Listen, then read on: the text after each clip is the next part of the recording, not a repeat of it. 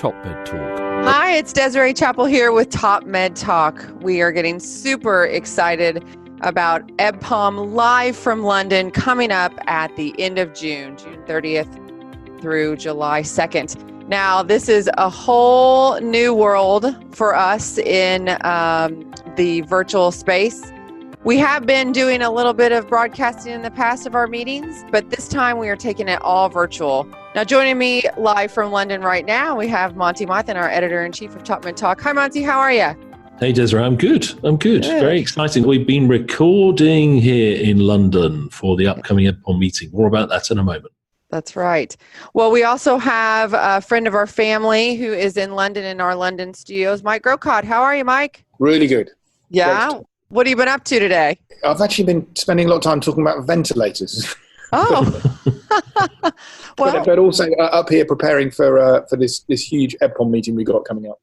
That's right. And vetting abstracts, because I wouldn't let you have your first coffee today, appropriately socially distanced, until you'd cleared the abstracts. But well done. Got all your section cleared. In case that sounds odd, I did have my first coffee at home with my wife, but that was the first coffee at work. The abstracts are cleared. Great, Yeah. great abstracts, Mike, eh? Really good. Some really interesting COVID-related abstracts. So perioperative care in the context of COVID and restoration of surgery. I think some very good prehab ones and a whole spectrum of other really interesting work. Great. Now, Monty, we'll have a chance to interact with those abstracts during the meeting and have a place for everyone to check those out. So super excited about that.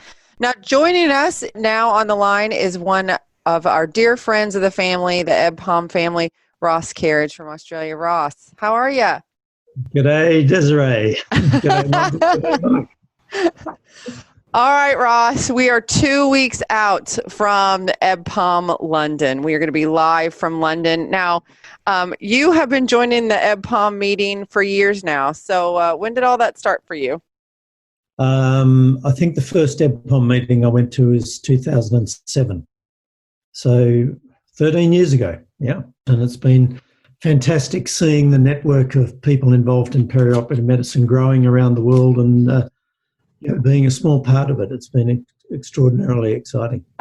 So, Ross, I know we've touched on it before, and we often suggest the fact that you're the father, we won't go further than that today, of perioperative medicine. But my rationale for that is we were sort of toying with this whole idea of the fact that we should go before and after and try and do better looking after our patients undergoing major surgery. And I saw this article, I think it was in Anesthesia News, a sort of bulletin of the Association of Anaesthetists type of thing. And there was this fresh-faced Ross Carriage staring out at me. Don't look a day older, Ross, I tell you. Talking about this wacky perioperative medicine stuff and preparing people properly and trying to avoid harm by doing the right thing. And here we are. Yeah. It's crazy, isn't it? I mean, as I think you know, the original inspiration for me came from when I was a registrar in London in 1984, from some experience I had at Ealing Hospital just near you, and then when I got my first consultant job at Liverpool which is one of the hospitals in Sydney, confusingly, called Liverpool. Then I had an opportunity to put it into place, and that was in 1989. And it's grown from there. So that's great. Well, Ross, you travel every year to EBPOM just about, don't you? Well, not this year. Well, not this year. Well, that was going to be my next question. I'm traveling virtually, so that'll be fun. That's right. Well, Ross, tell us one of the things that you enjoy most and what keeps you coming back for EBPOM.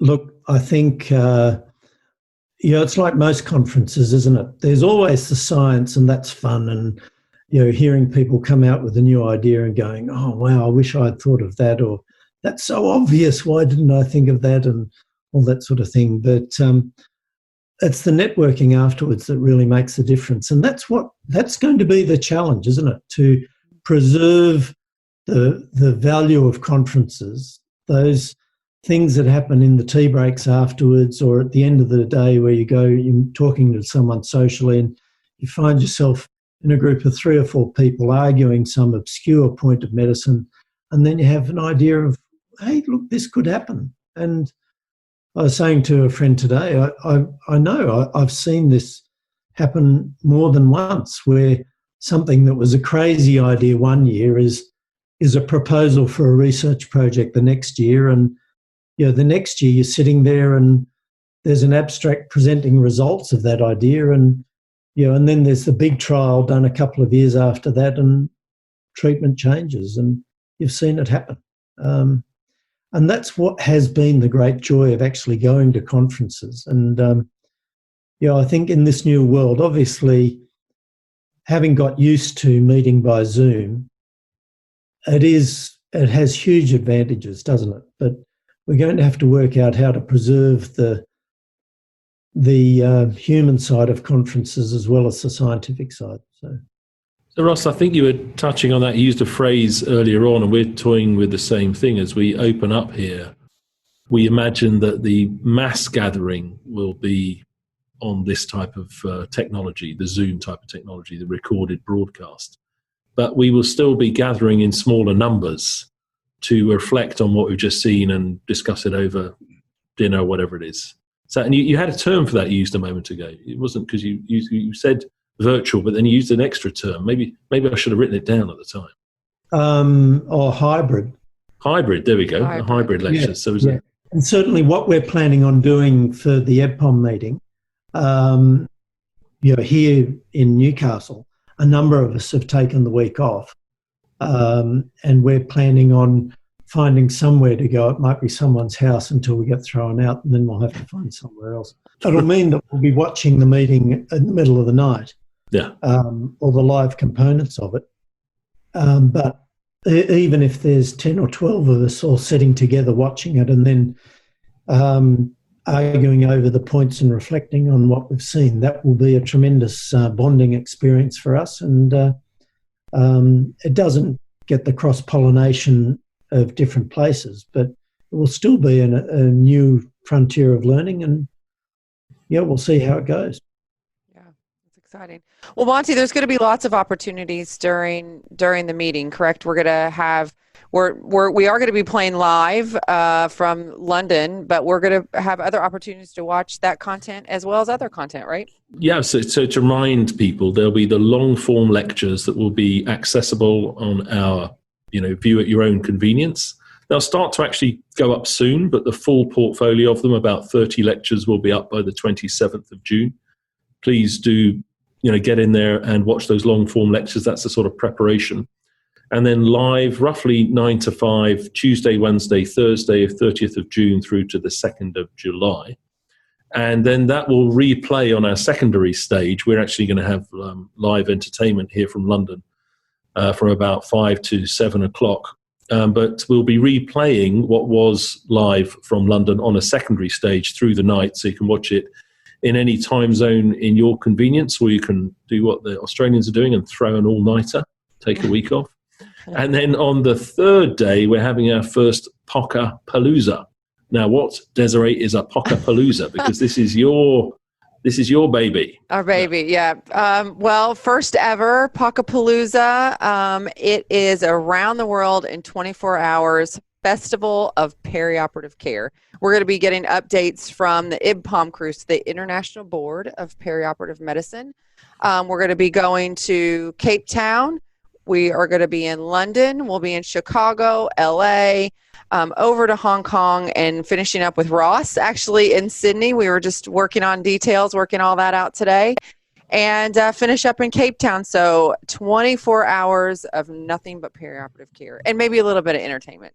So there'll be the main stage from London live.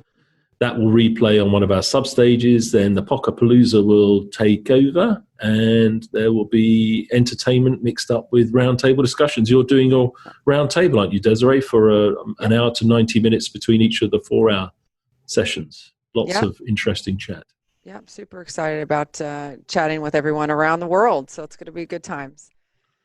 So you can check us out at ebpom.org. Monty, am I missing anything?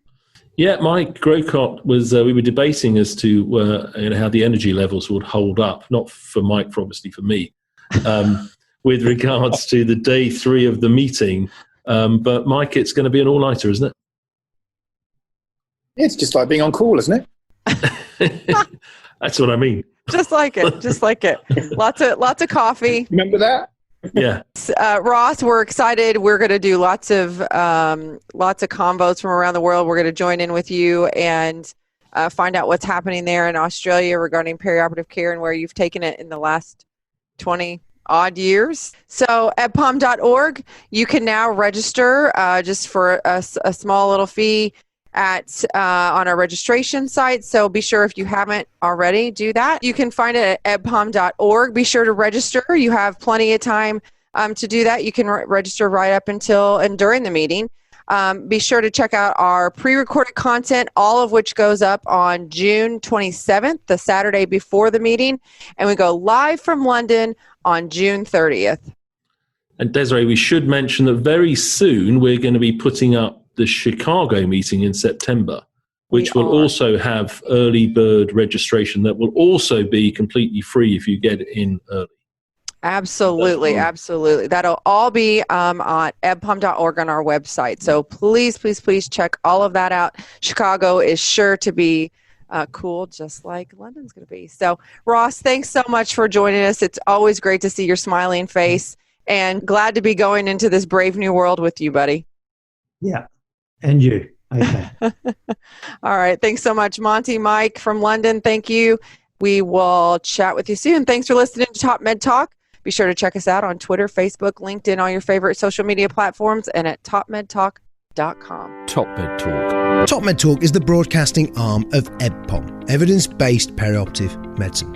Most of our podcasts are either talks from EBPOM conferences or interviews with people who are at EBPOM conferences. Have you always wanted to attend an EBPOM conference, but you were unsure because of the travel and accommodation? This year, are you planning to respect social distancing and avoid attending large social gatherings whilst minimising travel? Do you want to attend one of the most important medical conferences of the year without having to leave your home? Go now to ebpom.org and discover EBPOM Live from London. Exclusive low prices on tickets are available. Get all the latest and greatest information streamed live to your home, office, or bedroom as you attend the conference virtually. Submit questions, network, and hear the talks before anyone else in the world. In light of the recent COVID-19 pandemic, attendance for this conference is at an all-time high. We have limited spaces available. Carbon-friendly conferencing is here.